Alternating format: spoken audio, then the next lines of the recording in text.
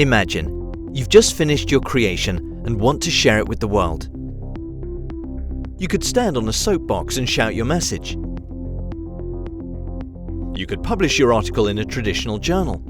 A few people can read it, and you no longer have control over your own work. Or you could share your work with the world through open access and make a real impact on society. So what is open access? The Berlin Declaration on Open Access to Knowledge in the Sciences and Humanities states that open access is free access to information and the license to copy. That is a mouthful. Let's break it down. Open access means the creators place their work on the internet for public use free of charge and free of most copyright barriers. Anyone can read it, cite it, and reuse it. There are several ways to share your work using open access. You can publish via a publisher by following the golden or green road, or you can publish it on your own using a license.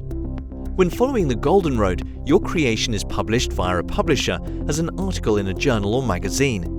Work shared via a publisher can cost money. This fee is known as an article processing charge, or APC for short. The APC is to ensure your article receives the same treatment as those articles published traditionally, while allowing publishers to compensate for what they would otherwise make with subscription costs. Sometimes, the published article can then be deposited in your institution's repository, or the repository required by your discipline. Sometimes, versions of the article can be deposited into a repository for future use, even after having been published in the traditional way. This is known as the Open Access Green Road.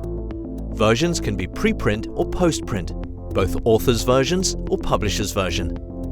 Depositing of one of these versions is usually allowed after an embargo period. An embargo period is the length of time you need to wait before making a version of your article public on the internet.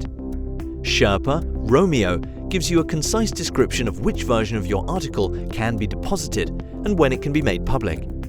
You can openly distribute your work with a license on your own. Work you share yourself is free of charge. Articles or versions thereof made public without a license can only be read and cited.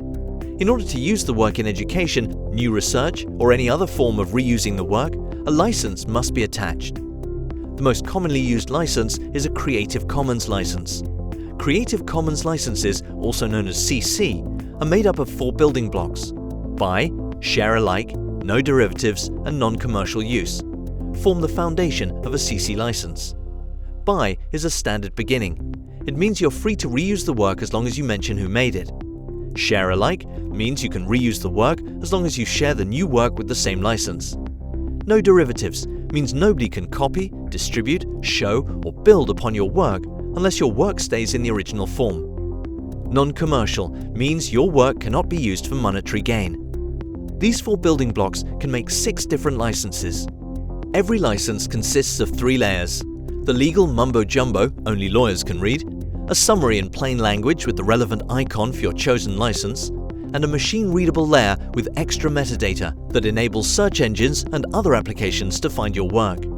There is also the option of putting your work out for the world to see, without worrying about what others do with it. This is a CCO license, and distances you from your copyright entirely, putting your work in the public domain. A fancy word for everyone can do what they like with it. The drive for open access is increasing as governments and funders request that research done with public money is made open to the public. Open access falls under a broader subject of open science. Open science includes throwing open your research, its data, and its impact to the public. But why bother? Good question. Here are a few good reasons. By clearly indicating what people can do with your open research, you as researcher won't have to be hassled with giving permission every time someone wants to use your work. They can read it in the license. By sharing your work with a license, way more people have access to it, so the information can be used way more often. By giving people, researchers, scientists, and lay people alike the chance to see, build upon, and enhance your work, you have the chance of not only educating others, but also increasing the value of your research and helping make the world a better place. Sounds a little too ideal, but it is true.